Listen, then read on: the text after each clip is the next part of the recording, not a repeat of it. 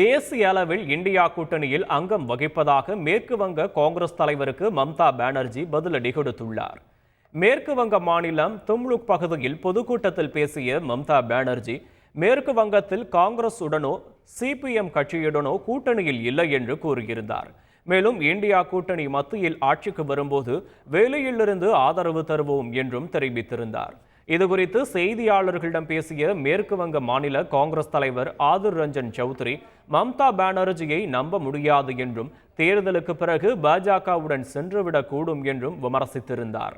ஆனால் தன்னுடைய பேச்சை அகில இந்திய அளவில் தவறாக புரிந்து கொள்ளப்பட்டுள்ளதாக மம்தா பானர்ஜி விளக்கமளித்துள்ளார். இந்தியா கூட்டணி தன்னுடைய சிந்தனையில் உதித்தது என்ற அவர், இந்தியா கூட்டணியில் தாங்கள் அங்கம் வகிப்பதாகவும் தேசிய அளவில் இனியும் ஒன்றாக இருப்போம் என்றும் கூறினார். இந்தியா கூட்டணியில் அங்கம் வகிக்கும் காங்கிரஸ் மற்றும் சிபிஎம் கட்சியின் மேற்கு வங்க பிரிவு பாஜகவுடன் கைகோர்த்து அவர்களுக்கு உதவி செய்வதாக குற்றம் சாட்டிய மம்தா பானர்ஜி, மேற்கு வங்கத்தில் காங்கிரஸையும் சிபிஎம் கட்சியையும் கணக்கில் கொள்ள வேண்டாம் என்றார்.